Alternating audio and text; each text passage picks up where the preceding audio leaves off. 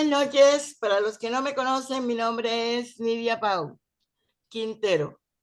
Soy la directora de este conversatorio, Centro de Pensamientos, Democracia y Libertad, que se lleva a cabo en la ciudad de Nueva York.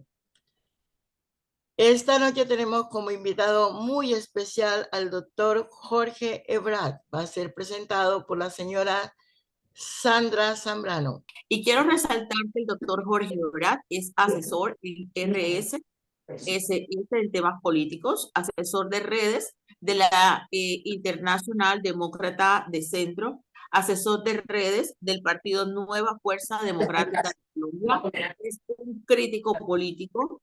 El tema que nos va a tratar hoy es las elecciones en Venezuela, que es un tema pues supremamente importante, y también nos va a hablar lo que él considera que es la copia del carbón que está haciendo Petro en Colombia del sistema socialista implantado en Venezuela. Doctor Jorge Ebrat, el conversatorio es suyo, pues gracias por honrarnos con su presencia. Muchas gracias. Señora, nos gustaría que nos hable un poquito antes de abrir la sala a las preguntas. ¿Qué piensa usted de lo que está sucediendo en cuanto a las elecciones de Venezuela? ¿Y por qué usted considera que es una copia al carbón de lo que está haciendo Petro en Colombia del sistema de Venezuela? Nos gustaría que primero pues, nos comente acerca de esas dos temitas para luego pasar a las preguntas, si le parece. Bien. Doctora Sara, es difícil para toda su audiencia, Sandra y señora Nidia, es muy difícil para toda la audiencia entender que tenemos que pensar de dos maneras, del lado emocional y del lado de la lógica. El lado de la lógica nos entrega un muy mal panorama para las elecciones de mañana. El lado emocional nos dice que el corazón y el sacrificio del venezolano va a estar en las urnas buscando esa libertad. ¿Por qué digo? Porque no es un secreto para nadie, la mayoría de personas que ustedes tienen en esta audiencia son personas que se preparan y que día tras día leen el periódico, que van leyendo las noticias. El detalle es que tenemos que tener un nivel de reflexión, conocimiento y conciencia, el saber analizar las cosas, y no buscamos ser negativos, pero comencemos a entendernos. A ver, si analizáramos de esto una parte lógica, yo acabo de sacar en mi diario de Citizen for the War y en Total News, que son nuestros aliados, acabamos de sacar un documental que especifica de que el diamante y el oro de Venezuela le pertenece a Rusia, a Vladimir Putin. Entonces, nos preguntamos si si un sector grande de Venezuela está siendo explotado por China y otro por Irán, si sabemos, si tenemos conocimiento del tema y entendemos que las mafias terroristas de Irán se encuentran tomadas y han tomado la península de Paraguaná en un trueque entre droga y armas, y entendemos la situación que se presenta dentro de Venezuela, y no es secreto para ninguno de ustedes, para mí tampoco, que los campamentos guerrilleros se encuentran en la zona de Táchira, Mérida y Trujillo. Y entonces nos quedamos entendiendo y pensamos el panorama y decimos, ¿será que me entristezco o me alegro? Y aquí voy a ser muy crudo. Perdón, pero esa es mi manera de hablar. ¿Me entristezco o me alegro? O sea, me pregunto, ¿de verdad en este momento están desmontando las plantas de explotación de Noruega, que tiene un contrato desde el 2004 hecho por el propio Hugo Chávez Frías acerca de la totalidad del 97% del crudo pesado en Venezuela? ¿De verdad las están desmontando porque no son de una manera democrática, sino un saqueo, y están desmontándolas? Yo no sé, le pregunto a la audiencia, ¿ustedes creen que de verdad Vladimir Putin mandó esos aviones para que Maduro se volara y no los mandó para aterrorizar y crear un ambiente de miedo dentro del venezolano? ¿Ustedes de verdad creen que Vladimir Putin se va a negar la oportunidad de seguir saqueando a Venezuela? ¿Creen que realmente China va a dejar así la deuda que tiene con Venezuela, porque Venezuela le debe mucho dinero a China? ¿Y creen que realmente estos grupos delincuenciales que no hemos podido sacar de Colombia en 50 años de lucha van a decir, no, nosotros recogemos la maleta y nos vamos mañana, porque ya las decisiones democráticas dicen que nosotros no debemos estar acá? No, no creo que sea la manera de actuar ni de los grupos saqueadores, ni de las potencias comunistas, ni mucho menos de los grupos al margen de la ley. Entonces, es un tema fuerte. El punto álgido está en creer o no creer. Obvio, sí puede haber una victoria. Yo he sido constante y coherente, siempre consecuente con el hecho de que las dictaduras no salen a votos. Inicialmente, Comencemos con las palabras que dijo la doctora Paola Holguín en un en vivo conmigo recientemente, hace 15 días, que me dijo: Jorge Eliezer, ¿qué tienen de parecido Chávez, Petro y Fidel? Son 3 indultados. Son personas que nunca pagaron por sus crímenes y sus delitos. Entonces estamos hablando de criminales en el poder. Nicolás Maduro no está exento de ello. Entonces nos preguntamos, ¿estos dictadores son dictadores? Pregunto yo, quiero preguntarle a la audiencia, ahora de ser entrevistado, hago una pregunta y la tiro al aire para la opinión internacional. ¿Nicolás Maduro es o no es dictador? ¿Y por qué lo pregunto? Porque si es un dictador, el dictador es el que sostiene y se queda con el poder a peso de bala, a peso de arma y a peso de represión.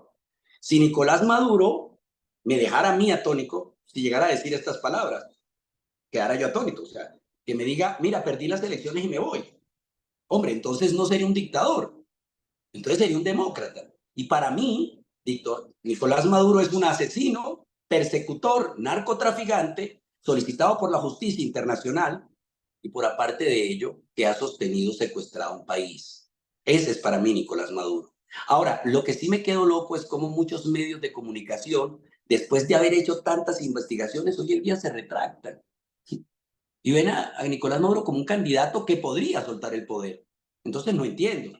Yo en mis declaraciones, y han sido muchas a nivel internacional, no me retracto. Yo considero que es un dictador, es un asesino, es un persecutor. Lo que puede haber es un cambio dentro del hecho de que el pueblo venezolano, ya tan cansado de esta situación, decida sostenerse en las calles y hacer valer su voto. Y allí necesitaríamos el apoyo de los medios de comunicación y de las instancias internacionales ausentes en todos los abusos a nivel internacional, que solamente han sabido, señora Nidia y a la audiencia, sacar un tuit cada vez que hay una masacre en Colombia, o sacar un tuit cada vez que hay una masacre en Angola, o sacar un tuit cada vez que matan 200 jóvenes estudiantes en Venezuela, para decir estas palabras: rechazamos rotundamente las acciones del régimen. Pero esas palabras no llegan a nada. Entonces nos preguntamos, Colombia, Venezuela, todos estos países que han sido oprimidos, que han sido masacrados, hemos estado pagando por muchos años a las Naciones Unidas. Hemos sido miembros de la ONU, de la OTAN, en este momento Colombia. Y parece que como queda muy lejos, tal vez no encuentran la dirección y no llegan aquí a hacer las funciones por las cuales se les paga. Entonces sí creo en la posibilidad de salvar a Venezuela. Sí creo en el grito de libertad de Venezuela, pero creo es en la sociedad civil y en la ciudadanía, que marque una diferencia. Venezuela ha sacado al régimen más o menos unas 14 oportunidades, y se lo puede debatir a quien quieran ustedes acá, pero ha sido traicionado por los líderes de la pseudo oposición, que hacen juego y vida, que viven muy bien a costillas de vender las esperanzas. Y dejo una palabra y una cita antes de finalizar y tomar el siguiente tema: es que ningún país, ningún dictador es capaz de sostener el poder si no es complicidad entre los oprimidos. Y eso es lo que es para nosotros la pseudo-oposición. En el caso de María Corina Machado, tiene un alto nivel de respeto de mi parte, porque nunca he estado en esas negociaciones, y esta situación donde ella se entrega me parece una situación flotante. Me preocupa que María Corina Machado sale al decirle al país salgan y voten, pero lo que sí sabemos legal y jurídicamente es que la persona es el candidato, es Edmundo González, un señor que hasta hace 2 meses el 99% de la población no lo conocía, y creo que ustedes tampoco. Y entonces de repente ella le levanta la mano. ¿Qué es lo que me preocupa? Constitucionalmente el único que tiene derecho a declarar un fraude no es María Corina, es él. Él es el que decide si acepta o no los resultados. Un caso similar al que pasó en Colombia con Rodolfo Hernández. Entonces me pregunto, el país confía en María Corina, pero podemos confiar en el mundo. Dios quiera que sea así. Volvemos a quedar otra vez en el abismo y en el limbo de ser el negocio que le conviene a todos. En la temática acerca de lo que es Venezuela y lo que es Colombia y la copia del carbón, obvio porque son metodologías ya aplicadas, implementadas, probadas, como lo hicieron en Cuba, como lo hicieron en Venezuela, como lo hicieron en Nicaragua. Gustavo Petro no llega solamente al poder para llegar al poder. Hemos dado y hemos revisado nuestros, vamos a decir, acertamientos antes de que las acciones sucedieran. Y nos damos cuenta que Gustavo Petro llegó al poder fue para vengarse de la fuerza pública, para maniatar la fuerza pública, como lo hizo en el desfile reciente para humillar a la fuerza pública, para hacer valer el derecho de los delincuentes.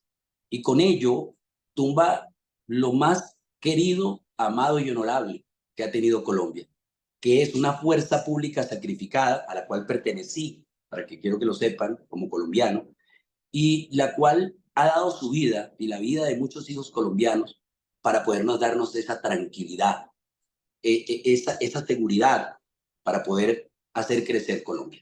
Entonces, ese juego económico de la mermelada que se está viviendo en este momento en el Congreso de Colombia no es nuevo, no es nuevo.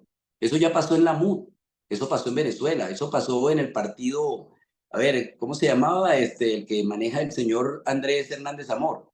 Es el partido social cristiano de Cuba, que hizo oposición muchos años, pero terminaron millonarios todos en el exilio. Y no estoy diciendo que Hernández Amor lo hizo. Hernández Amor ha sido un luchador y un perseguido.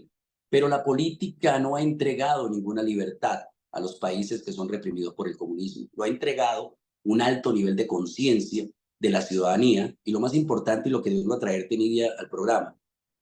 Yo espero y aspiro que Colombia fomente y cultive vamos a decirlo así, la colombianidad.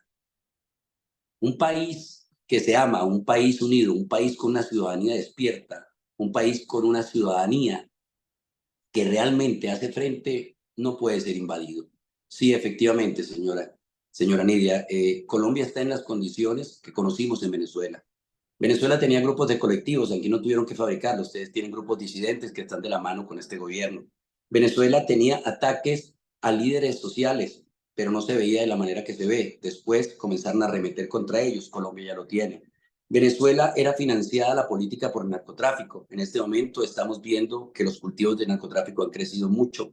Venezuela tenían complicidad con los grupos políticos y antes de entrar al poder compraron todos los grupos políticos. En Colombia, Petro no llega ni siquiera al 20% en el Senado y pasa todas las pruebas y a pupitrazos las aprueban. Entonces, sí hay mucho que ver y sí hay mucho parecido. Lo que me preocupa y lo que tenemos que estar atentos, y llamo al pueblo colombiano a la atención, es no caer en la mentalidad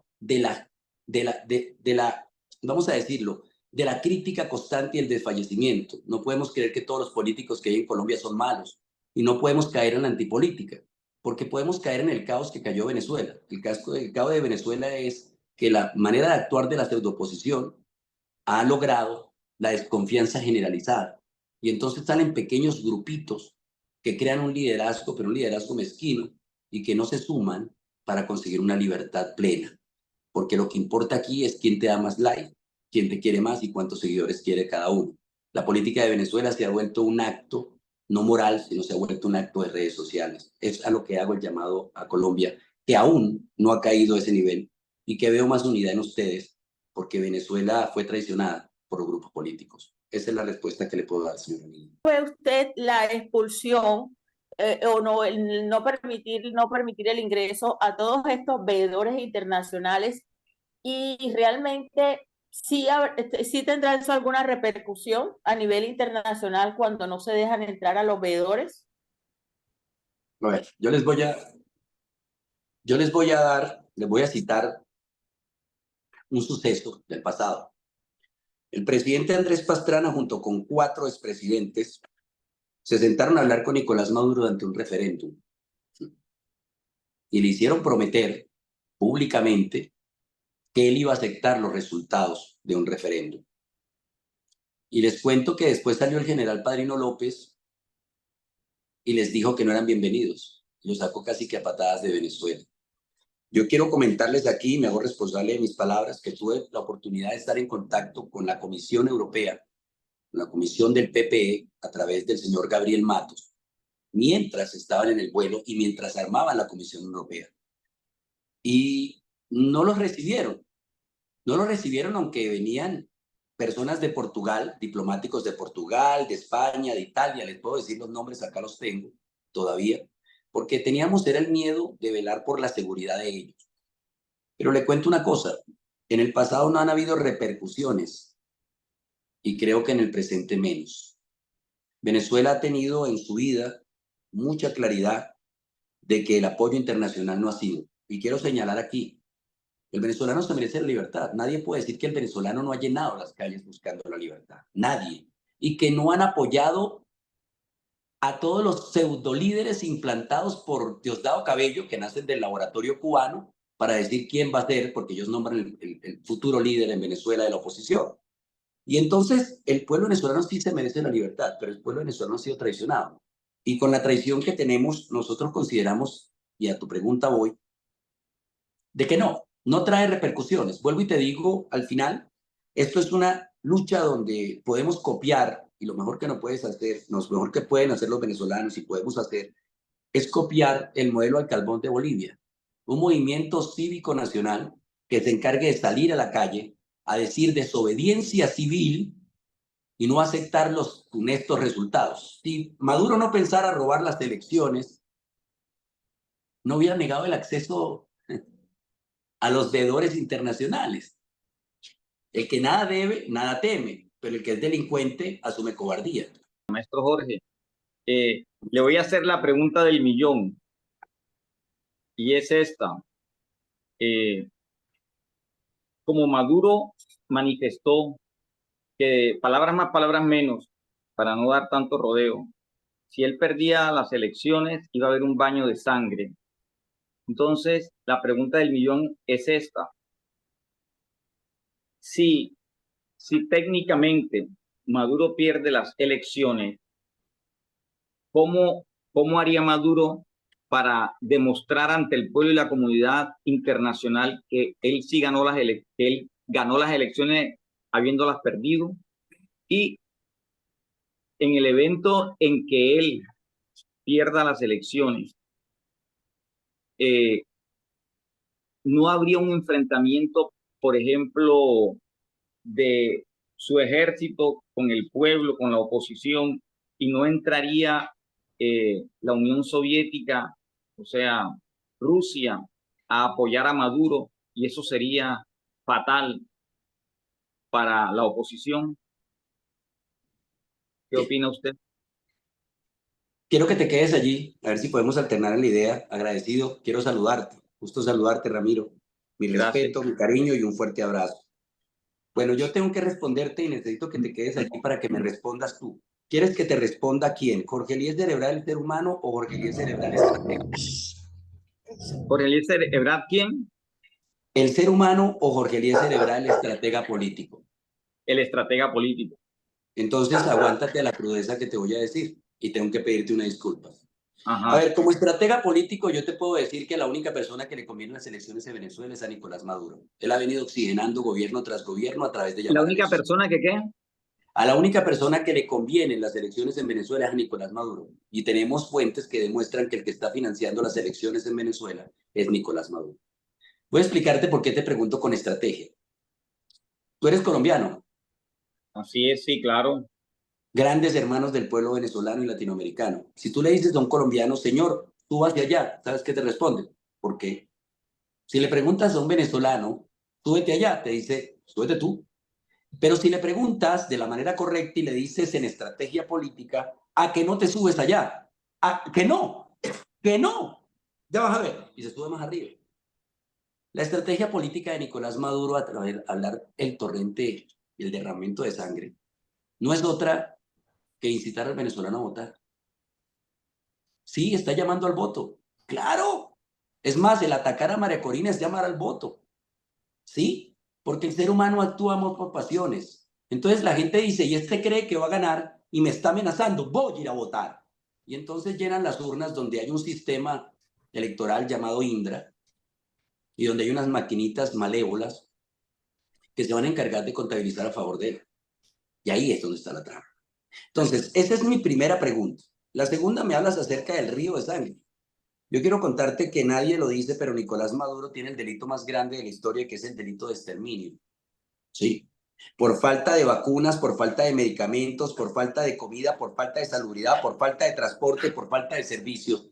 Maduro carga al hombro más o menos 250.000 asesinatos. Se llama delito de exterminio. ¿Ya? En Venezuela no salen en las redes sociales ni en los medios de comunicación, pero en Venezuela corre sangre todos los días. Créeme, lo que no es hoy, es todos los días. Y entonces, bajo esas condiciones, Ramiro, Maduro acusa, pero viene la realidad. Tú estás preguntando, ¿es capaz Maduro de asesinar jóvenes y lanzar las taquetas encima, pues yo creo que hemos sido testigos que ya lo ha hecho muchas veces en la historia, igual que Hugo Chávez Frías. Quiero eso. Ellos han mandado las tanquetas encima de jóvenes universitarios y de jóvenes estudiantes de secundaria, ¿verdad, doctora Nidia? Han asesinado vilmente en la calle a jóvenes estudiantes, han apresado, han violentado los derechos de miles y millones de venezolanos. Entonces, la respuesta para ti es esta. ¿Sí es capaz Nicolás Maduro? Sí, se cansa. Es un asesino, es un sanguinario. Por algo es considerado a nivel mundial el carnicero de Venezuela.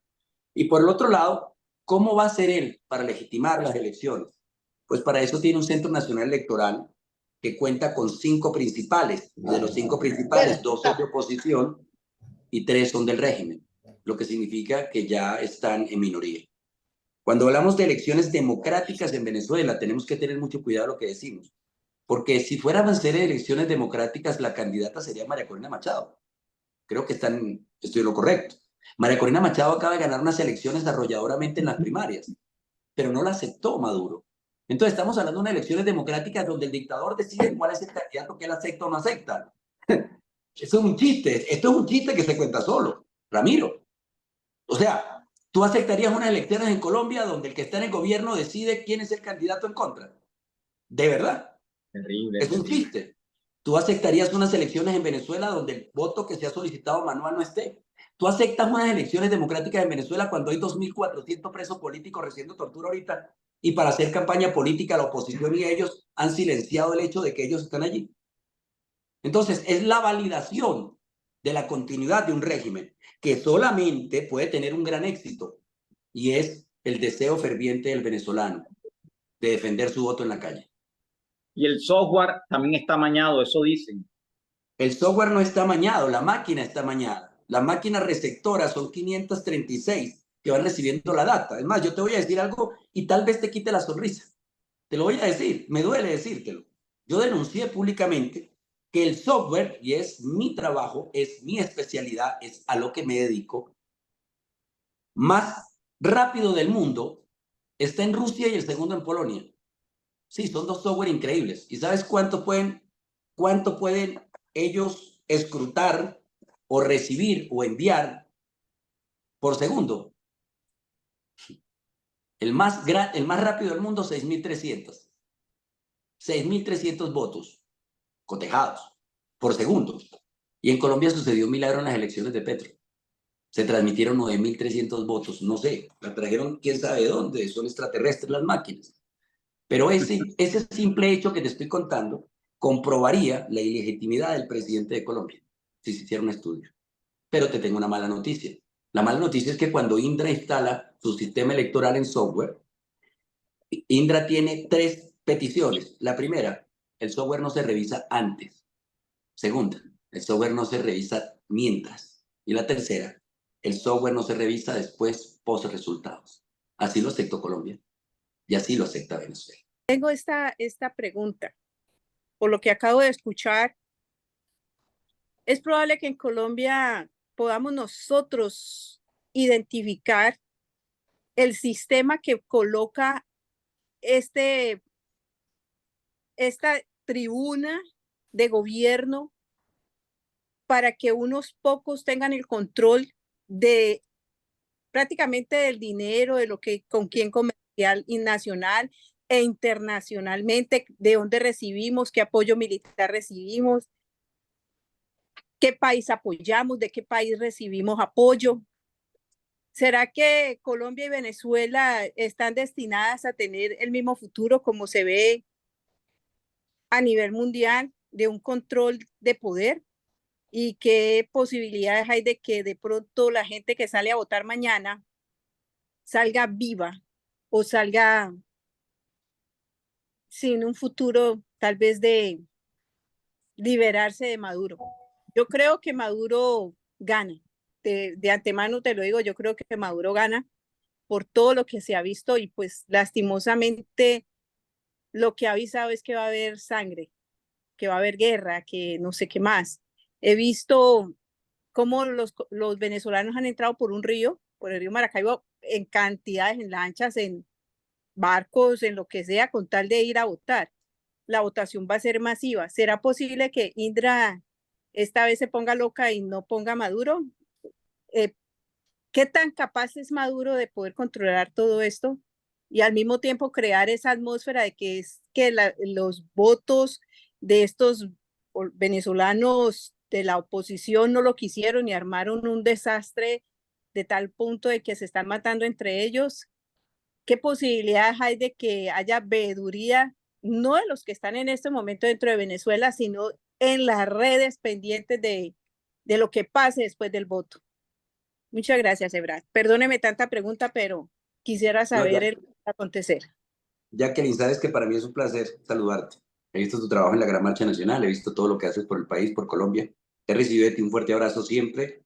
Eres una persona muy linda en tu manera de trato, la manera de tocar los puntos. A ver, yo creo, Jacqueline, que tú no crees que Maduro gane. Yo creo que tú sabes que Maduro pierde, pero sus cómplices lo declaran ganador. Que eso es diferente. ¿Estoy correcto? Listo. Entonces, comenzando con ese tema, los sistemas, y aquí viene el chiste, la crudeza de nuevo de Jorge Eliezer, ¿qué es lo que está haciendo la oposición venezolana ahorita en estas elecciones? Están colocando testigos de mesa. ¿Listo? Préstenme un teléfono, por favor, la gente aquí de producción, aquí dentro de la casa. ¿Listo? Permítame un teléfono.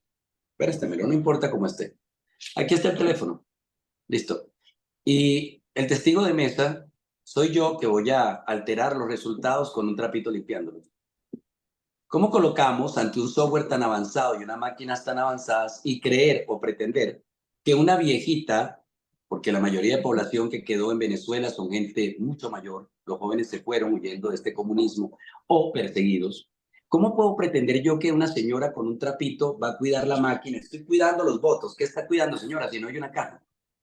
¿Qué está cuidando si el voto no es manual? Si el voto fuera manual, yo entiendo que hay un testigo de mesa que va a hacerse matar por esas actas. Es que ahí no hay actas. Ahí es una máquina. Y esa máquina te presenta un tablero y en el tablero tú escoges. Ahí no hay tarjetón, señores. Ahí hay una digitalización. Lo que yo hago, tú crees que mandas un mensaje en WhatsApp. No, la plataforma es la que envía el mensaje. Y si la plataforma quisiera mañana WhatsApp, tú me mandas un WhatsApp que me dice, Jorge, te tengo mucho cariño. Y mañana Mark Zuckerberg le diera vamos a hacer una maldad a Jacqueline. Vamos a decirle, Jorge, coma lo que le conté. Ahí me llega el mensaje de coma lo que le conté, porque esa es la plataforma la que decide. Que obviamente estamos haciendo un ejemplo muy fuerte, pero que es la realidad. Esto no es un voto manual, señores. Por testigos de mesa que está haciendo Venezuela, están colocando testigos a custodiar. ¿Qué? Jacqueline, ¿qué están custodiando? ¿Votos? Ahí no hay votos. Entonces mi pregunta es, ¿voy a meter yo 4 personas incapacitadas? ¿Voy a meter 8 señoras mayores de edad con una edad muy pronunciada? Y voy a ponerlas y voy a arriesgarlas delante de una mesa para que sean quienes sean los testigos de mesa. ¿De cuál mesa? No hay ni mesa, no existen mesas. Tú vas y buscas tu lista, entras a la máquina, buscas el candidato, le das clic y la máquina recoge el voto. Entonces, ahí tenemos un gran problema que parece que no nos hemos referido a él. Este es el primero. Indra no se equivoca. Y si no lo creen, ahorita en Angola, al señor Alberto Costa Jr. le acaban de robar con las maquinitas las elecciones. Es una dictadura también y Alberto acaba de presentarse unas elecciones, gran amigo Alberto Costa Jr., candidato a Angola, y le acaban de robar las elecciones. Y de ahí es que saca la doctora Paola Holguín diciendo son golpes de Estado sin armas. Y no necesitan armas, solamente manejar el software y tener la empresa adecuada. Lo que sí podría pasar, Jacqueline, sería que una cantidad de gente llegue a financiar a Indra para que Indra voltee la situación. Eso sí sería bueno. Sería un escenario diferente. Ese es el primer punto. El segundo punto, cuando me hablas de la situación de Colombia y de cómo hacer de que no lleguen a los poderes, es triste porque para eso necesitaríamos adecentar la política, el adesentamiento de política. Y el adesentamiento de política en Latinoamérica es una cuestión demasiado arraigada del negocio político. Puedo hablar con propiedad y tú sabes por qué digo que lo hablo con propiedad, Jacqueline. Soy asesor en campañas electorales.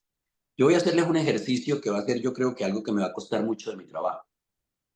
Si Jacqueline fuera a ser ahorita candidata y tiene todos los deseos del mundo de llegar a ser alcalde de su región, y quiero hablar aquí con toda la audiencia para que se entienda, Jacqueline me va a decir, Jorge Eliezer, tú me puedes asesorar. Yo le voy a decir, claro, eso cuesta $30,000, Jacqueline, 3 meses de mi trabajo.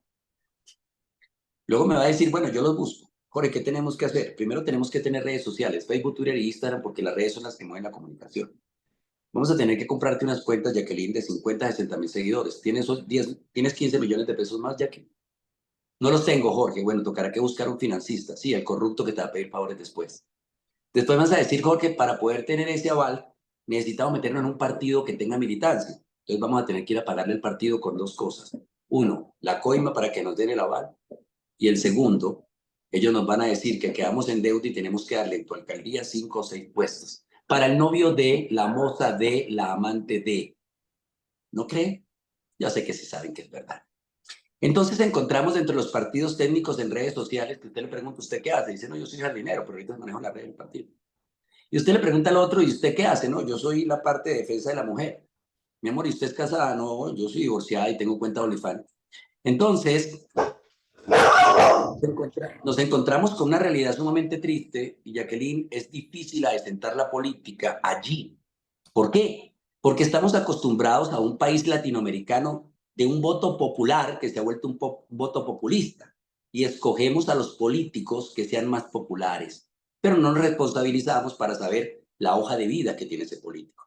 Me cae bien, es simpático. A mí la señora, déjame mirar aquí si dice Mirta o Mica. Estoy viendo una señora acá, creo que tiene un nombre, a ver, déjame mirar. Mira, ¿Se llama? mira. ¿Cómo? Mira, perfecto. Señora, mira, usted me cayó bien. De todos los que están aquí, yo voy a votar por usted porque usted es simpática. Entonces, nos acostumbramos al voto popular del que sea más populoso. Y el voto popular, cuando se hace populoso, es una irresponsabilidad porque votamos por el que más aparezca en redes y el que más tenga consistencia. Entonces, vamos a continuar con la campaña política de mi querida amiga Jacqueline, por favor. Mira, olvida lo que te dije. Jacqueline es la alcalde. Bueno, Jacqueline, para que ganes necesitamos 2 pautas en televisión nacional y 3 pautas en televisión local. ¿Las tienes? Yo te voy a decir el precio. 750 millones de pesos. ¿Los tienes? Jacqueline, por favor, respóndeme. Jacqueline, ¿tienes 750 millones de pesos para esas pautas? No, claro que no. No. No jodimos. Entonces hay que buscar otro financista, otro corrupto que se va a encargar de pedirte a ti el contrato, de limpiar el asfalto y de limpiar los postes.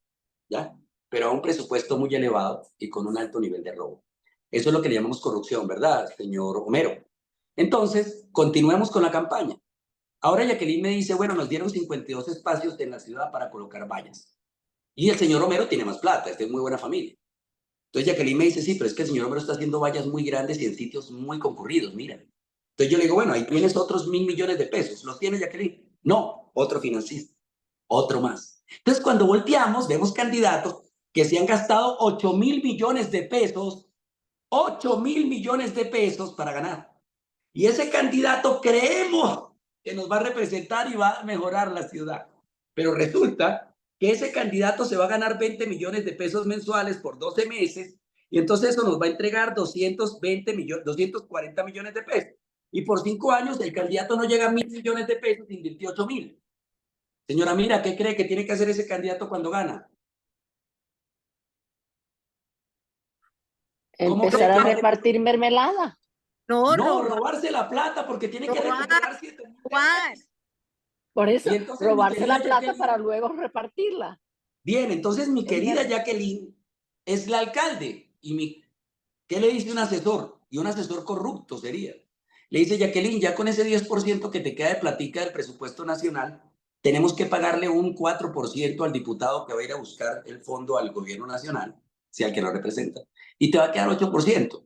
Le dice, mejor robes el 6%, limpia las calles y haga espectáculos o conciertos con el 2% y vámonos para Miami, porque usted ya se acabó la vida política. Pero recuerden que esto que estoy diciendo no es una sentencia, porque Jacqueline sí quería llegar al poder para ayudar a cambiar su ciudad. Esta es la parte triste. No estoy diciendo con esto que esto es la totalidad de los políticos en Colombia. No. Estoy diciendo que aquí hay políticos serios, y los hay. Pero el 99% no. Espero no equivocarme en la cifra. Podría ser el 99.9 o 99.1, 90, no sé. Pero lo que le quiero decir es que sí conozco políticos serios en Colombia. Conozco al presidente Uribe, es un hombre muy serio. Conozco al señor Andrés Pastrana, un hombre muy serio. Conozco políticos buenos y senadores muy buenos, que no podemos meternos en este saco. Conozco senadores, amigos míos, muy buenos, que llegaron a través de un trabajo social y un trabajo constante y la gente lo fue conociendo. Pero estos nuevos políticos que están dentro del pacto histórico y dentro de muchos movimientos izquierdistas son este tipo de políticos. Y es difícil, Jacqueline, responderte, porque ahora yo te pregunto, yo pregunto algo. Señora, mira, ¿a qué se dedica usted en su área? ¿A qué se dedica? ¿A qué dedicó su vida? ¿Qué área manejaba? O solamente como ejemplo. ¿A qué me Como ejemplo. dedico? Sí, ¿a qué se dedicaba o a qué se dedica? Solo un ejemplo. Bueno, me dedico a salvar vidas de los bebecitos que vienen en camino. Perfecto, ese es un área laboral. El señor Romero, ¿a qué se dedicaba o a qué se dedica? Seguridad, ejército. Perfecto, entonces usted tiene un trabajo digno, también, igual que la señora Mira. Bien, una pregunta, ¿a qué se dedican los políticos? A No, que alguien robar. me responda. Espere, A pero robar. no, yo no he dicho eso. Yo soy ingeniero civil y yo me dedico a hacer puentes. El señor Romero se dedica a la fuerza pública, a cuidar la integridad nuestra y la seguridad. La señora Mira se dedica a salvar vidas y a encargarse de la salud de los niños. Ok, se supone Bien. que deben estar haciendo política para favorecer al pueblo. Tenemos muchos años, señora Mira, que los políticos no hacen política, hacen políticos. Los partidos políticos no crean políticas, crean políticos. Por lo menos yo le puedo dar a usted una sorpresa aquí en este space para que usted se la lleve y haga un corte rico y lo meta en sus redes sociales.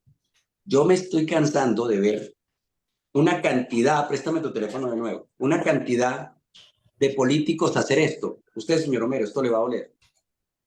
Paran dos policías atrás flaquitos o dos soldaditos flaquitos y salen así, dicen yo apoyo la fuerza pública.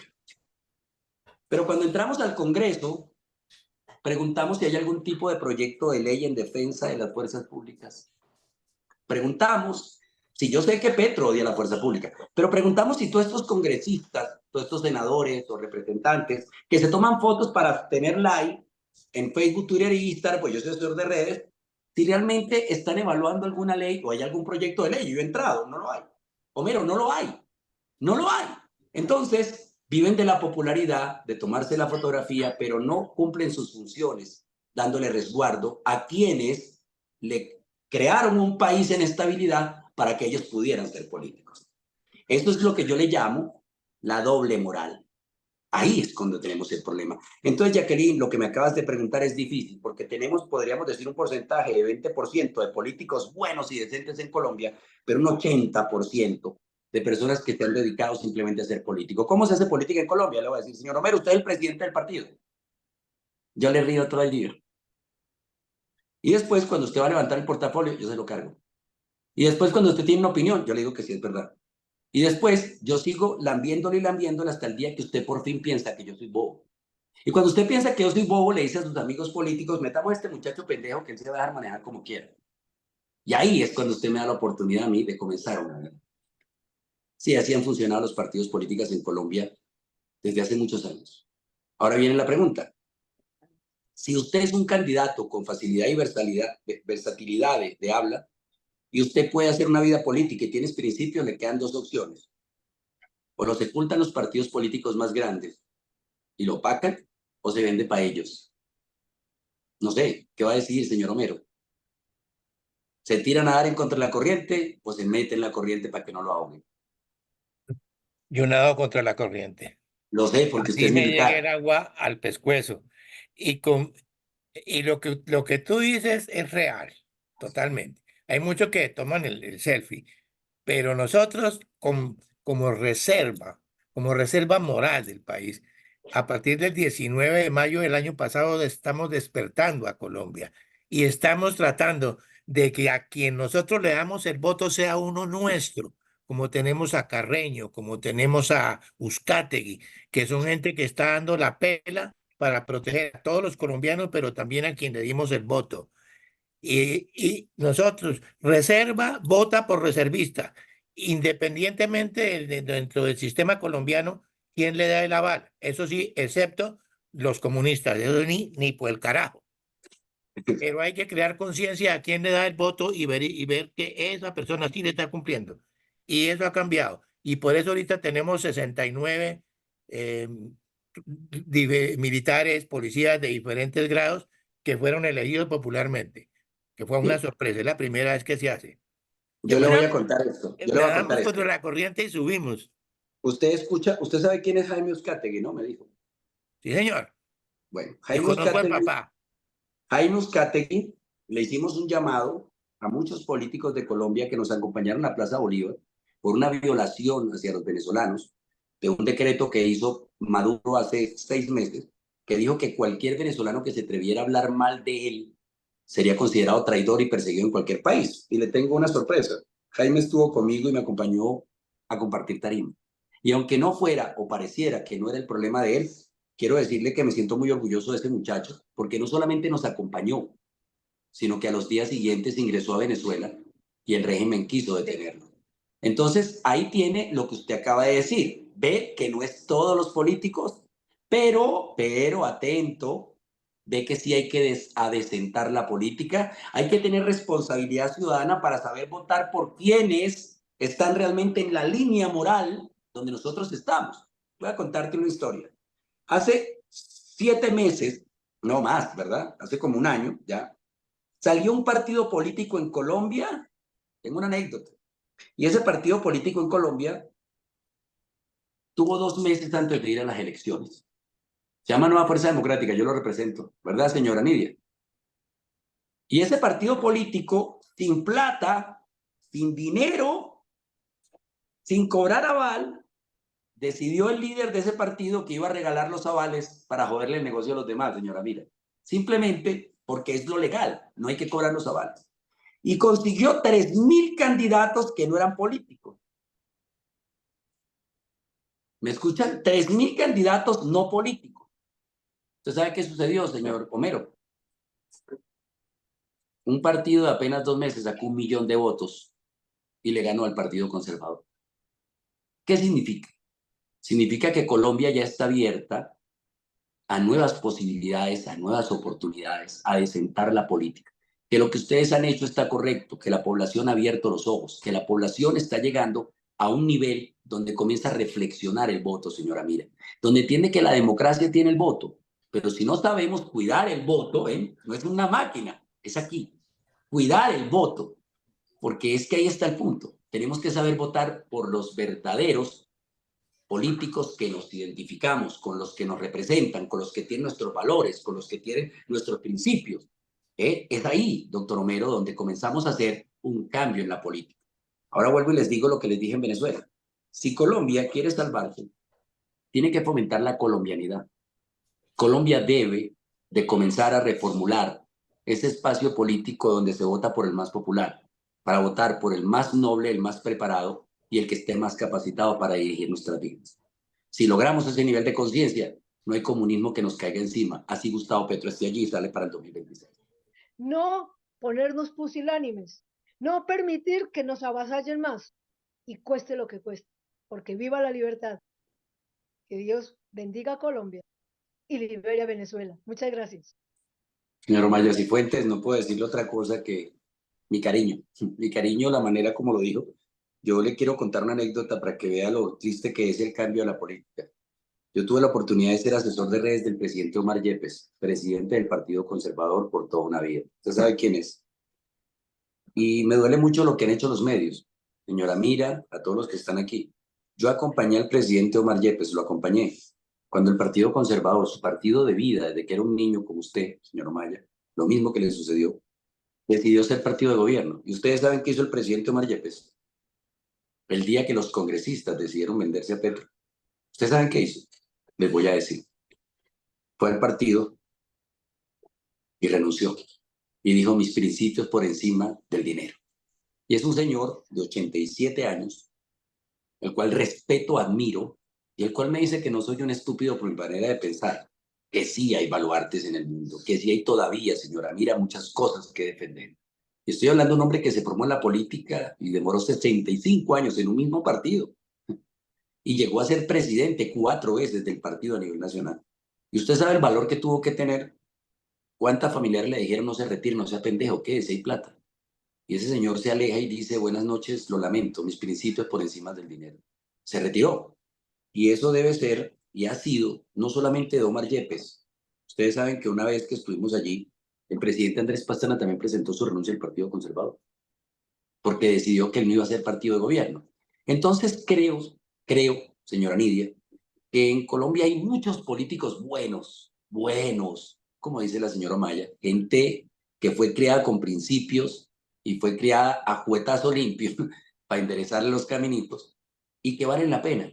Por eso digo que tenemos que ser muy analistas, muy críticos, para que no nos pase lo de Venezuela, para que podamos saber escoger, porque la gente habla de hay que cuidar el voto. ¿Y sabes cuándo hablan de cuidar el voto? Señora Nidia, por favor, corríjame. La gente tiene el término de cuidar el voto el día de las elecciones. No, ya ahí no está cuidando nada. Ya ese es un resultado. Usted cuida el voto, como dijo la señora Maya, con la educación inicial, con la formación de principios, con la condición de crear la nacionalidad, de enseñarle al niño a amar su país, de enseñarle al niño a no ser pendejo, de enseñarle al niño a respetar lo ajeno, de enseñarle al niño a no andar mal formado, de enseñarle al niño a no andar con corruptos, de enseñarle al niño qué es verdad y qué es mentiras. Cuando usted hace eso, señora Nidia, usted está cuidando el voto. Entendiendo que las circunstancias nos han obligado a hablar más de la situación de Venezuela que la de Colombia, me preocupa que se desdibujó un poquito el tema y es el paralelismo entre lo que está sucediendo en Colombia y lo que está sucediendo en Venezuela. Me gustaría que se retomara un poquito el tema. Viví en Venezuela, conozco la situación y estoy viendo la creación de el pacto histórico como un partido es la duplicación del PSV. No tienen ni idea, ni siquiera dentro de ellos, lo que va a suceder con las cabezas de los diferentes partidos en el momento en que le entreguen bajo un solo nombre ese poder a Gustavo Petro. Usted mejor que yo sabe que los supervivientes de las cabezas de los partidos de izquierda en Venezuela o están presos o están muertos o los alcanzaron a recoger algo de dinero y viven en la Florida o en Madrid. Y desde allá ladran porque ya no les quedó para más nada porque los anularon completamente dentro del juego político en Venezuela. A Chávez lo patrocinó gran parte de la élite socioeconómica de Venezuela, pensando que iba a ser más barato de controlar que los de AD y los de Copey. Y exactamente lo mismo está sucediendo aquí. Me duele decirlo y se lo he dicho muchas veces al panel. Nosotros somos muy dados a tratar de resolver todos con firmas, todo con marchas, pero yo, como usted mismo lo conoce, incluso por su formación militar y por su vínculo con Venezuela, sin el favor de las Fuerzas Armadas, en Venezuela no va a suceder absolutamente nada. Y lo único que va a mover a las Fuerzas Armadas es otra Fuerza Armada, porque ya ellos están cooptados, están dentro de la mesa en la que se reparte la torta de Venezuela. Pero sí tenemos a todas las guerrillas que están dentro de la repartija del botín en Colombia. Me gustaría que, retomando el tema, usted nos hablara o ilustrara un poquito al panel sobre los paralelos que usted mismo ve entre la situación que llevó a Venezuela al caos en el que está 25 años y lo que está sucediendo actualmente acá. Yo dudo mucho que en el 26 logremos sacar a esta gente si no entendemos que estamos en una guerra. Esto no es una elección, esto es una guerra. Muchas gracias. Buenas noches. Quédeseme que usted, señor Celso, es parte de lo que más disfruto cuando vengo a ver el programa de ustedes. Por fin nos encontramos. Celso, comencemos. Celso, hay particularidades. En sí, el fin es siempre el mismo. Celso, toda la razón. A ver, nosotros tenemos que entender de que cuando la fuerza militar venezolana deja de defender la Constitución para comenzar a defender intereses propios, ya dejan de ser una fuerza pública y comienzan a ser mercenarios. No hay manera de etiquetarlos de otra manera, porque es el nombre que recibe por concepto, Celso. La situación de Venezuela, hasta donde ha llegado, tiene su juego en la compra de las conciencias militares y compraron el honor de los militares venezolanos. Celso, yo quiero recordarte de que en Venezuela escasamente creo que habían 54 generales. ¿Y cuál fue la primera técnica que utilizó Chávez? Si hay 54 generales en todas las fuerzas militares, señora Mira, cada uno tiene un lote muy grande de mando sobre una cantidad de efectivos. ¿Verdad, Celso? En su primer lote, Celso. En este momento son 400, 450 generales que tiene la FAN. Ahora, mira lo que hizo, Celso. Si te recuerdas, en su primer lote graduó 1000. Y mira el discurso socialista es muy bello, quiero que se lo aprendan. Es imposible que no se le dé la posibilidad del crecimiento a los hombres de la fuerza pública, hombres humildes que han pagado su carrera. Y todo este discursito se metió Chávez y nos graduó 1000 generales. ¿Y para qué graduó 1000 generales, Celso? Para diezmar la cantidad de alcance, señor Homero, y la cantidad de tropa que tenía cada general. Y así evitarse cualquier intento de golpe de Estado. ¿Verdad? ¿Fue así, Celso? Celso, ¿fue así? Es correcto, tiene usted toda la razón. Así Bien. fue, presidente. Entre eso y permitirle sentarse en la mesa en la que se repartió el botín. Bueno, aquí es peor. Me dijiste que comparara, ¿no? Venezuela no tiene comparación. Ese desastroso escándalo en Venezuela no tiene comparación con la hecatombe de Colombia, que aquí están nombrando ex guerrilleros del M-19 en funciones públicas y en ministerios. Carajo, Celso, no podemos comparar. El desastre en Colombia es mayor y el abismo es mucho más grande que el de Venezuela. ¿Cuántos funcionarios o exguerrilleros que no han pagado por sus delitos y que se han valido del valor y el amor de la democracia colombiana están ahorita en funciones públicas? ¿Tienes ese dato? Yo te lo tengo. No tengo ese dato, nos gustaría que nos lo compartiera. 1131 funcionarios en diferentes independencias de diferentes ministerios. Y dentro de ellos también. Y dentro de ellos... Lo interrumpo, doctor Ebrard. Sí, dígame.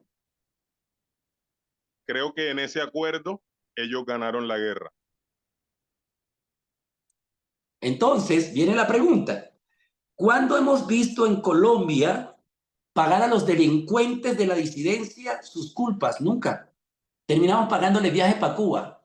Terminamos pagándoles guardaespaldas, comidas, almuerzos, y por aparte de ello, como si nosotros fuéramos los que hubiéramos agredido a la población, terminamos víctimas reparando víctimas, porque reparan todo con los impuestos nuestros. Y perdón, le interrumpo, una excelente disertación la suya y le interrumpo algo. Y regalándoles la fiscal general ahorita, que es la fiscal de bolsillo de Petro, efectivamente los acaban de capturar algunos disidentes en un carro de la Unidad Nacional de Protección con lingotes de oro, con un pocotón de dinero en efectivo, dólares, euros, y la señora, a pesar de que se encontraban en flagrancia, lo suelta y le manda un comunicado a la fiscal del caso diciéndole que los tenía que liberar.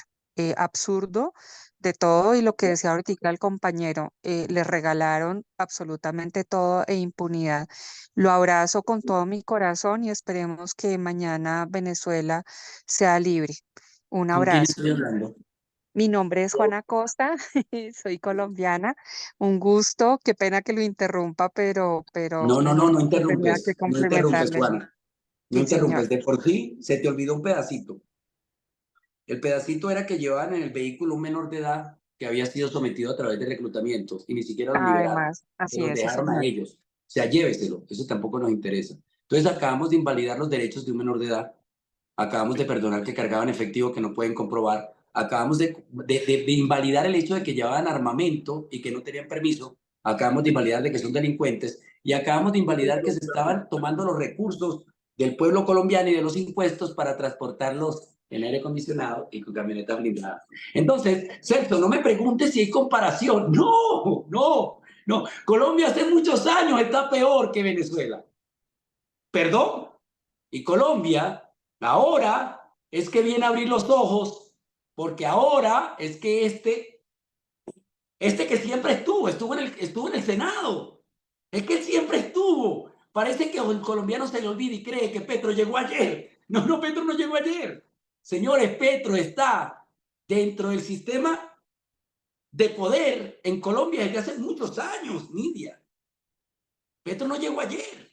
Ellos no están haciendo sus desmanes de hace una semana. A ustedes se les olvida que durante las anteriores elecciones habían zonas de Colombia donde el Centro Democrático, la Nueva Fuerza Democrática y los partidos no podían hacer campaña porque están tomados por la guerrilla.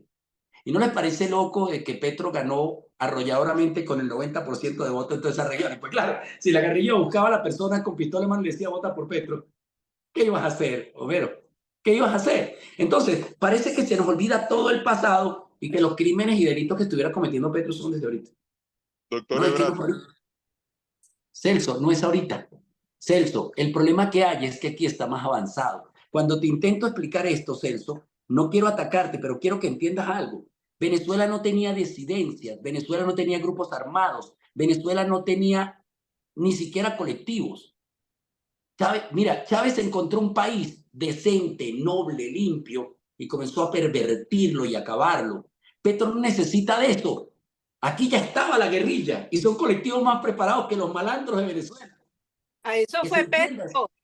A eso fue Petro, a enseñarle a Chávez cómo armar un equipo Se les que olvida las tomas que yo pasé.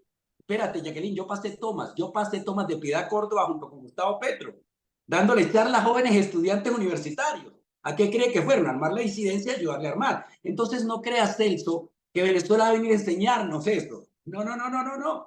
En Venezuela lo que viene era puro muchacho y tú viviste que soñaban con comprarse un machito Toyota, una tabla de surf, tirarse el cabello largo y tener novia Miss. Eso es lo que soñaba el venezolano.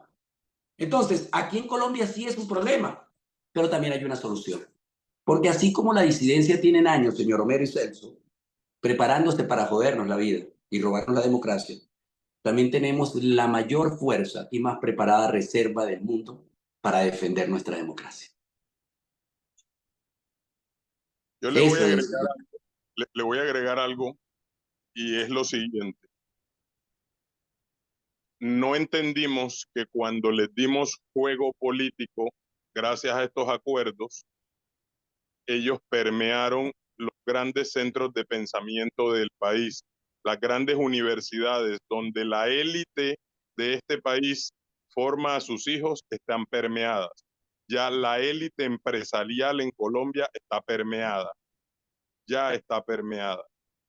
Otro detalle que no se mencionó respecto a lo que sucedió en Antioquia. Recuerden que dentro de los acuerdos de FARC y de Santos, dentro de la UNP hay un cuerpo armado guerrillero pagado por nosotros, que son todos los escoltas que venían en esas camionetas. Otro detalle referente a la ruta de las camionetas. Eso era una comisión que no está esclarecido en dónde se subió en las camionetas, si dentro de territorio venezolano o de este lado de la frontera, en dónde se subieron las armas al carro, pero ellos venían de Venezuela, ellos atravesaron todo el territorio nacional armados, subieron, que descargaron como parte de un grupo armado legal, porque la unidad especial dentro de la UNP es un cuerpo armado que acata órdenes de la FARC. Ahora voy a hacerte una pregunta. Me preguntaste algo y me gustaría aclarárselo aquí a mis amigos colombianos, ya que tú y yo tuvimos la posibilidad de vivir allá, hacer vida allá, criarme allá, tener mis hermosos hijos allá. Ustedes sabían que a lo que dio cuestión Celso y sacó aquí, dijo que habían apoyado los grupos políticos a Chávez. Le quiero contar que no solamente los grupos políticos, Celso, quiero recordarte que durante el tiempo antes del presidio de Hugo Chávez Frías, se reunieron, señor Homero, los 1.100 intelectuales más brillantes de Venezuela. Sí, autonombrados los intelectuales. Educadores, docentes, rectores de universidad. ¿Y sabes cuál era el mayor logro que tuvieron, Heidi? Nidia, traer a Fidel Castro a Venezuela para conocer al gran pensador. Sí, en serio. Ya ellos estaban buscando el desastre y no lo sabían. Trajeron al diablo a la casa. Se quitaron los cristos. Y estos 1.100 pensadores eruditos son parte de la oposición de hoy en día. Y les voy a contar otra cosa. El señor aquí, mira, yo no quiero decir nombres porque voy a crear mucha polémica, pero les voy a contar que los asesores, los encargados de redes venezolanas, Celso, que tienen mayor cantidad de seguidores en las redes sociales por oponer al régimen, fueron quienes sacaron cartas felicitando a Chávez, ¿sí? Y eran los mayores seguidores y promotores de Hugo Chávez Frías. Que no es que cambiaron de versión cuando Chávez los engañó, Nidia. Fue que lo sacaron del robo de dinero, y Celso lo sabe, y se fueron para los Estados Unidos, como dijo Celso, con lo que pudieron. Y ahora desde afuera repican libertad y señalan de chavistas a los demás. Es graciosísimo. O sea, para mí, imagínense cómo sería. Como ver dentro de unos 5 años a Gustavo Bolívar acusando a Uribe de petrista. Algo así, algo así, algo así. ¿Entiendes? Así lo veo yo. ¿Y tú, Celso? Entonces, este sistema de doble moral tiene un juego que es doloroso. Y esto nadie lo ha expresado. Yo lo voy a hacer en mi canal un día. Miren, cosas sabrosas de los países que invaden los comunistas. No solamente viven de las mieles los comunistas, porque los comunistas se quedan a saquear. Pero los que se llaman luchadores por la libertad, muchas veces son dueños de ONG que, aprovechando el dolor de los venezolanos, reciben plata de ayuda humanitaria de todos lados. Aquí hay muchos influencers que ganan grandes cantidades de dinero, señor Omaya, pero si mañana fuera libre Venezuela, ¿de qué carajo van a hablar? De nada, porque ni siquiera son periodistas. ¿Entienden lo que les quiero decir? Si yo le digo a la señora Nidia, mañana sale Gustavo Petro y crece la democracia, yo creo que la señora Nidia es capaz de decir, yo cierro el canal y soy feliz porque ya logré mi cometido. Porque ella no vive de esto. Pero ojo, en Venezuela sí. Y se lo aprendieron los cubanos que estaban en Miami. Los cubanos en Miami, señora Mira, fueron unos especialistas en aprender lo de las ONG. ¿Y saben qué se nos enseñaron a ellos, los irlandeses? Sí, en serio. Los irlandeses le dijeron, mira, monten la ONG aquí, pidan recursos acá, pidan dinero aquí. Y ahorita, en Venezuela, hay una gran lucha en el exterior de gente cobrando dinero por la situación del venezolano. ¿Sabían? Entonces, la creación de lo que dijo la señora más acertada acá, que es la señora Omaira creo, es la creación de la formación inicial. Lo que dijo el señor Homero. Fortalecer los valores de los jóvenes, fortalecer la crianza de los hijos, fortalecer la creencia en Dios y en la familia, para con conciencia adecentar la política, que ya en reflexión dijimos que no son todos los políticos los corruptos, pero sí tenemos que enseñarles a escoger. ¿Para qué? Para que un país unido y con un alto nivel de colombianidad y de conocimiento no caiga en los brazos del comunismo. ¿Quiénes escogieron al presidente Petro? Jóvenes. Claro, jóvenes que no pelearon durante el año 80, 90, hasta ahorita, que no entendieron que vivimos en la época de violencia del 70 al 83, ¿verdad, señor Homero? Que no pagaron el servicio militar y que las madres se despedían diciendo, no sé si lo vuelvo a ver, y te llevaban para el primer batallón de número uno de Simón Bolívar en Tunja, Boyacá, y creías que te había ido mal porque estaba chupando frío, pero resulta que después te mandaban para San Vicente y Jacqueline y decías, me quedo con el frío porque aquí me caen a tiro todos los días. Y entonces era una Colombia donde la mamá no sabía si el hijo volvía, pero en esa Colombia o prestabas el servicio militar o no te daban trabajo porque no tenías libreta.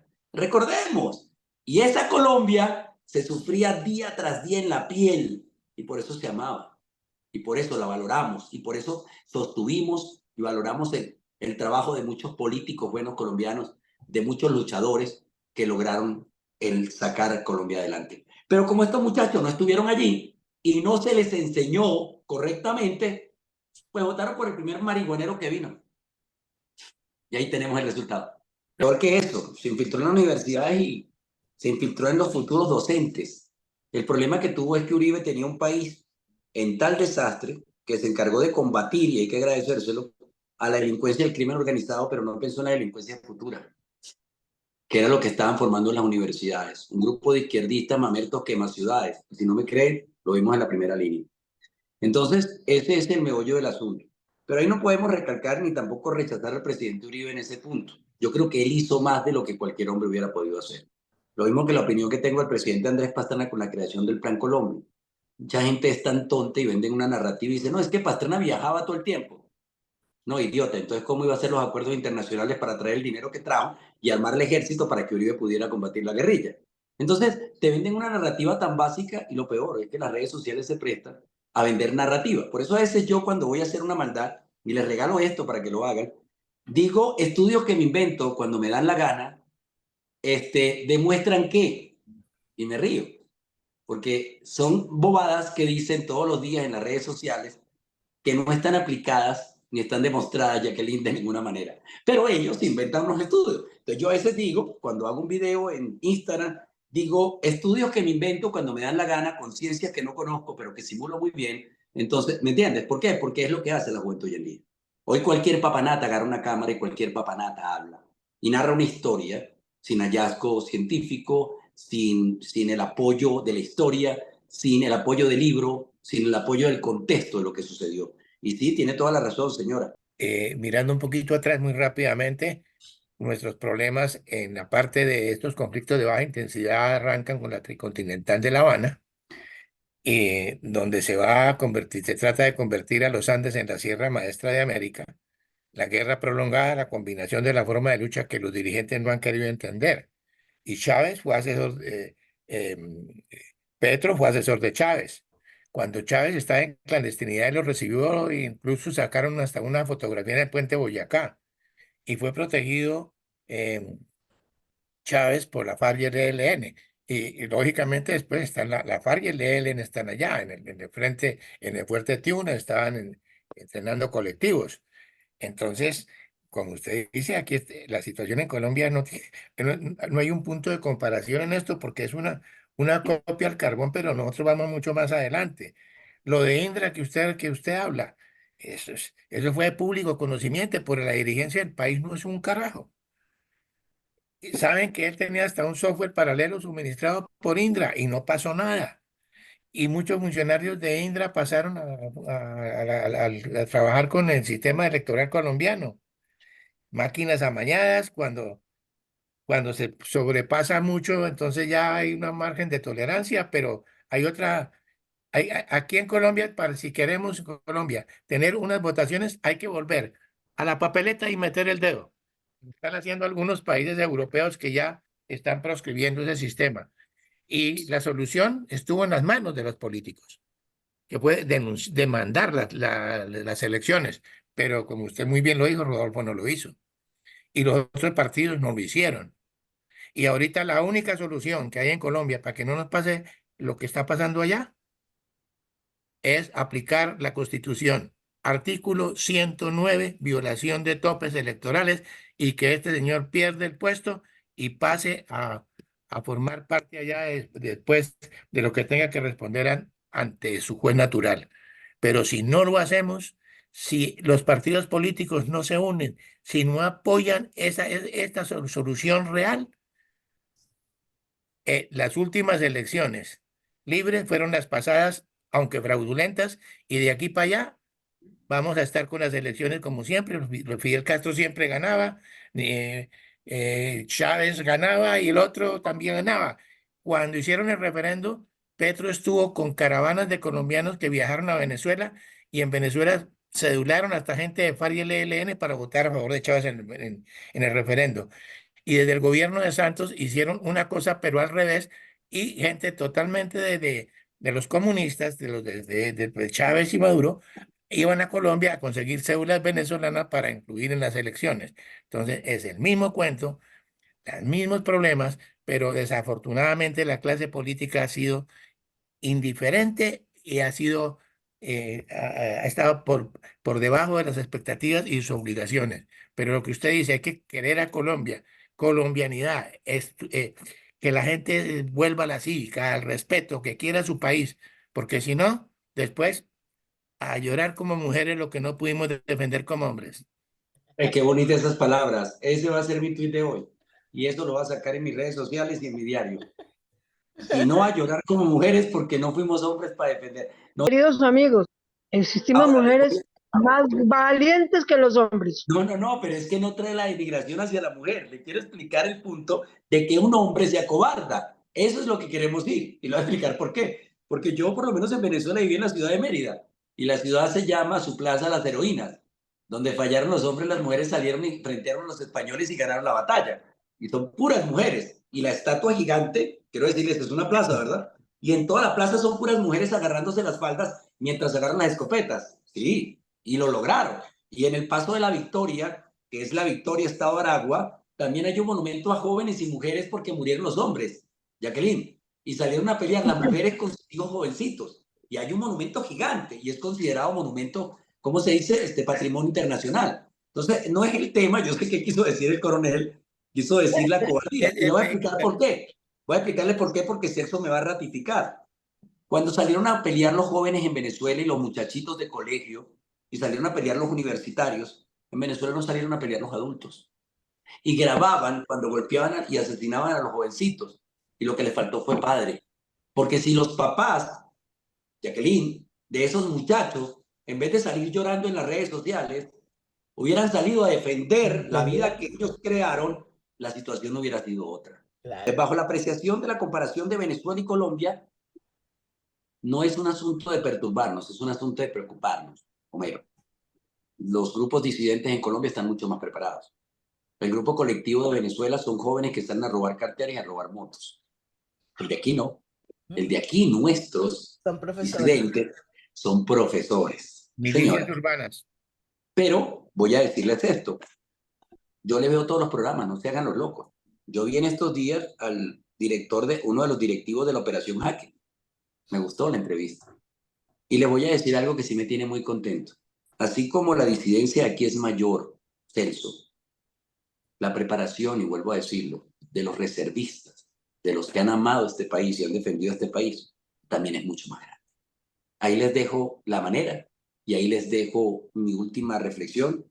Creo que Colombia puede evitar la caída al comunismo, señora Mira, señora Nidia, mi querida Jacqueline, porque Colombia ha pasado por fases tan oscuras, pero tan oscuras, que ya ve con los ojos cerrados. Y eso sé que va a ser la garantía de que vamos a ser libres y vamos a sostener la democracia. Doctor Ebrard. Qué bueno. Doctor. Dígame. Sobre la frase esa de que hay que actuar y si no se actúa, van a llorar como mujeres lo que no supieron defender como hombres. Esa frase es muy antigua y es de la guerra de los españoles contra los moros. Excelente. Ahí me encantó. Me encantó desde el buen término y dio mucha risa porque todo mi equipo de redes son mujeres, están alrededor mío y se echaron a reír como les dio la gana. Y le voy a explicar por qué. Porque nosotros tenemos un problema hoy en día y creemos que parte del empoderamiento femenino es negar la feminidad. No, señores. No, señores. Eso nos han querido convencer los progres, señor Luis y señor Homero. Las mujeres son delicadas, son hermosas, son inteligentes. Son mucho más inteligentes que nosotros. Entonces no creo que ver como una flor delicada a mi hija, a una de ustedes, me haga creer que ella es débil. No, un momento. La flor por delicada puede tener un aroma muy fuerte. Entonces no lo veo como el improperio, doctor Luis, señor Homero, no creo que usted ha cometido ni yo tampoco, porque la mujer hay que darle su pertenencia y la pertenencia de la mujer es la capacidad que tiene, de por sí. Yo quisiera ver al señor Homero, a Jorge Bravo, a Luis, ser arquitecto del hogar, ingeniero de la cocina, economista del mercado, asesor de la familia, conductor de la familia, economista del hogar. No. O sea, no podríamos. Es más, yo le digo, ahí me fue más fácil mi vida porque yo solamente era ingeniero, yo tenía que enfrentarme a obreros y a cemento. Pero si ustedes me hubieran puesto a enfrentarme lo que se enfrentaba la mamá de mis hijos, fracaso. Pero lo que sí le digo, sería capaz de debatirlo con quien quiera aquí, es que el talento colombiano se está perdiendo y que ante esta situación va a empeorar y que la democracia no es perfecta, Jacqueline, pero la poca que tenemos hay que cuidarla y después ahí sí criticarla y mejorarla. Pero por ahora, cuidarla y defenderla. Porque si se la damos a estos parias, bienvenida a Venezuela. Y entonces, al día siguiente, mi querido amigo, ¿cómo se llama? Celso, que vivió en Venezuela, y yo no vamos a saber si estamos en Petare o en el norte de Caracas. O si estamos en Bogotá. Porque no sabemos ya desconocemos. Yo acabo de salir ahorita a Bogotá a ver una cantidad de asaltos brutales, pero brutales. Persecuciones en la calle robo en Bucaramanga con uniformes de la policía, camioneta de la policía, y roban una joyería, grabado todo. Y se está volviendo a ver lo de los años 80, don Homero. De verdad. Y entonces preguntamos, ¿es casualidad que llegando Gustavo Petro lleguen todo esto, otra vez todo esto al reverso? No, eso no es casualidad. Los políticos que tuvimos pueden haber sido corruptos, pero al menos, vamos a decir, nos tocaban los menos peores. Ahora nos tocó el peor de los peores. Y ahí es donde tenemos que entender. Yo no puedo criticar a los políticos actuales, doctor Celso y Homero. Yo tengo que entender que la democracia, y vuelvo y lo digo, es bonita pero imperfecta. Pero si me pongo ahorita a criticar, mira, la democracia que tenía, entonces le doy paso a que los comunistas se monten más. No, debo defender, Luis, lo que tengo. Recordar mis valores y la historia, cómo Colombia llegó a ser Colombia pujante. Y después, Nidia, cuando ya establezcamos, entonces seguir con esta misma formación cultural que ustedes están haciendo para señalar, acusar y a través de la crítica y la responsabilización de los políticos, conseguir una Colombia mejor, que es lo que hemos hablado con Kelly. Me despido a ustedes con estas palabras y las dije en Venezuela hace muchos años y te las digo ahora. Nosotros los colombianos, al igual que los venezolanos, tenemos una mala costumbre. La costumbre es que siempre decimos, ¿dónde está mi cartera, por favor? Préstenme que quiero que esto quede como quedó allá en ese país, una vez que me persiguieron y estuve en la clandestinidad. Permítame alguna del equipo la cartera. Debe estar allí en mi cuarto. Quiero regalarte algo, Luis, y es algo que le va a encantar al señor Homero. Es así. Nosotros salimos, Jacqueline, Nidia, así. Esta es mi cédula. Y yo salgo a decir, como ciudadano colombiano, esta cédula me da el derecho a votar. Esta cédula me da el derecho a exigir. Me da el derecho a, y el derecho a. Y la verdad es que esto yo lo heredé. No me lo gané. La verdad es que el 97% de los colombianos, despierte aquí, señora Mira, y ayude a despertar a los colombianos, no nos ganamos la cédula, la heredamos. Y estamos exigiendo derechos ya vencidos que nunca nos ganamos. ¿Sabes quiénes se lo ganaron? Los libertadores, las mujeres y hombres valientes, los jóvenes que dieron su vida en aquellas batallas para regalarme el nombre de colombiano y para darme una cédula con derechos, Jacqueline. Y hoy, en la historia nos dice, gánese la cédula, nos acordamos.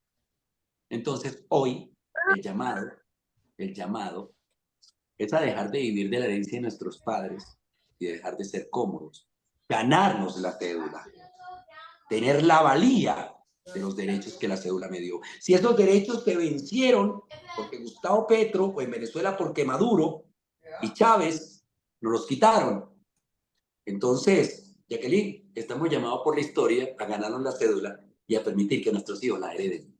Con lucha, con ganas, con sacrificio, con el trasnocho de Jacqueline vuelta loca, metida en la gran marcha nacional, llenando cosas, acomodando, llamando al otro, hablando con él, con ese entusiasmo. Y les voy a decir que aquí solo se nos salva el señor Homero.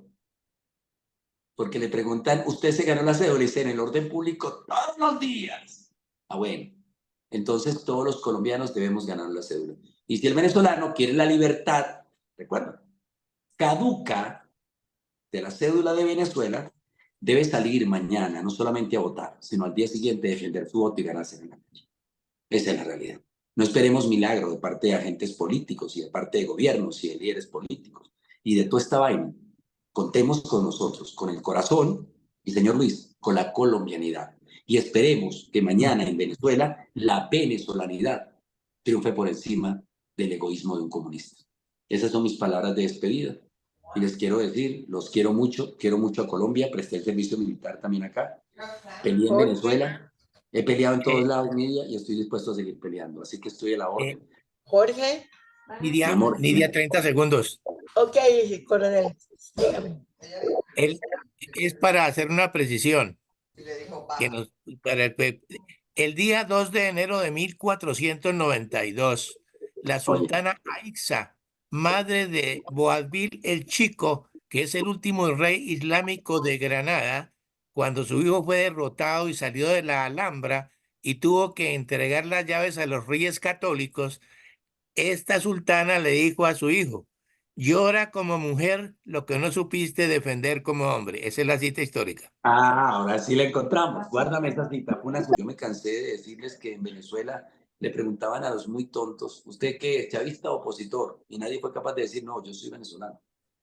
Porque era socialista o opositor. Les quitaron su derecho a querer su país. Y aquí en Colombia está sucediendo lo mismo. ¿Usted es opositor o es petrista? Hombre, pendejo, yo no soy ni opositor ni petrista. Mire, ¿qué dice aquí? Así hay que responder. ¿Qué dice aquí? Colombiano. Entonces, la única mamá que tengo es Colombia.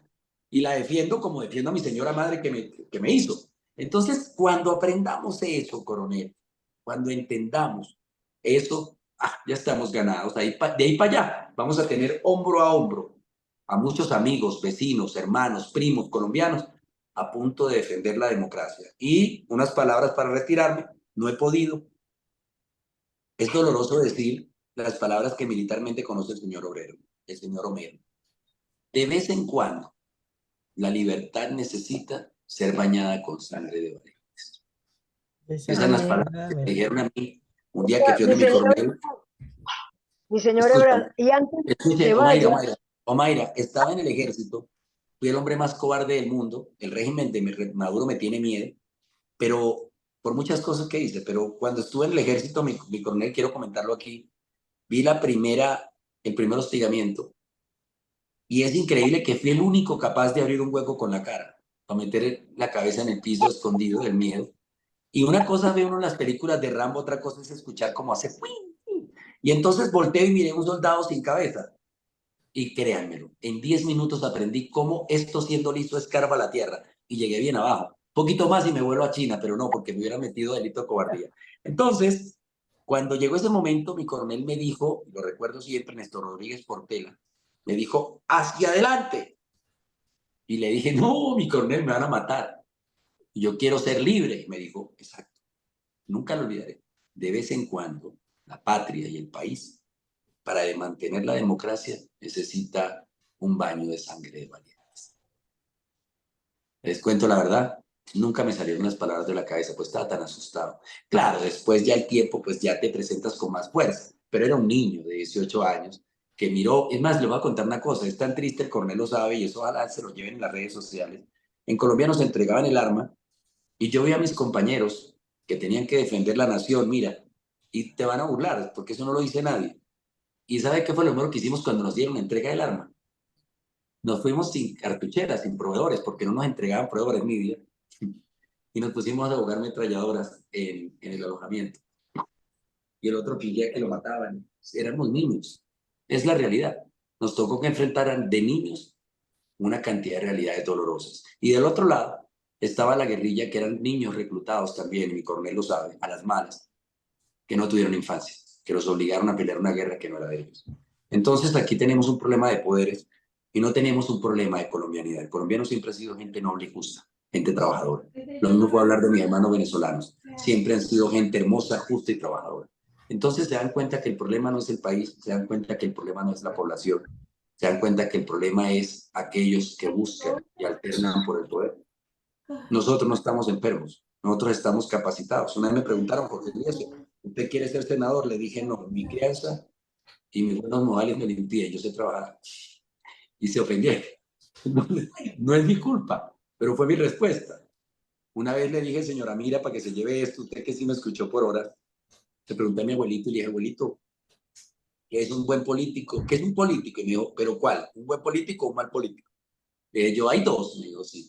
Me dijo, el buen político es aquel empresario, trabajador, luchador que ha tenido éxito en una ciudad, que ha tenido éxito en su negocio y que luego intenta compartir su experiencia de vida regalándole un poquitico al país, a la ciudad o al pueblo que les dio tanto. Excelente, ya entendí. ¿Y qué es un mal político? Me dijo, es un vago que no hace nada, carga bolsos, carga maletines, le lambe las botas al jefe y que tarde o temprano encuentre la suficiente fuerza para robarle la plática al colombiano. Ese es un político de oficio. Entonces entendí que sí hay dos políticos y yo he tenido que acercarme a malos y a buenos y siempre mi camino he escogido a los buenos. Quiero decirle que el presidente Andrés Pastrana creó el Plan Colombia, hizo todo lo posible y el presidente Uribe hicieron una defensa crear una estabilidad, una soberanía en Colombia. Que lo hicieron mal después, que lo hicieron bien, que algunos los critican, que quitaron una ley, que pusieron otra. Hombre, ojalá tuviéramos dos hombres así en el futuro. Uno que vuelva a irse a buscar el financiamiento del exterior y el crecimiento económico del país y rescate la banca como Andrés Pastrana, y otro que como Uribe les caiga pata a todos y los saque a gritos del país, a la mano de delincuentes y de disidentes. Pero para ello, como ya les pasó el tiempo, tenemos que educar a nuestros jóvenes y rogar que alguno y un grupo de jóvenes emerjan con principios, como dijo Mayra, y podamos volver a tener una Colombia libre para morir ancianitos en la felicidad de haber formado algo bueno. Esa es Jorge. mi decisión, señora Nidia, si Dios quiera que sea así. Por Ay, Dios. decisión de la población, ruego a Dios que el pueblo diga hasta aquí. Y si es así, Luis, tú, Nidia y todos sabemos que un pueblo decidido y con determinación no lo frena nadie. No lo Nadie, frena solo Dios. nadie. Solo Dios. Y ese pueblo tiene fe. Todo en Dios.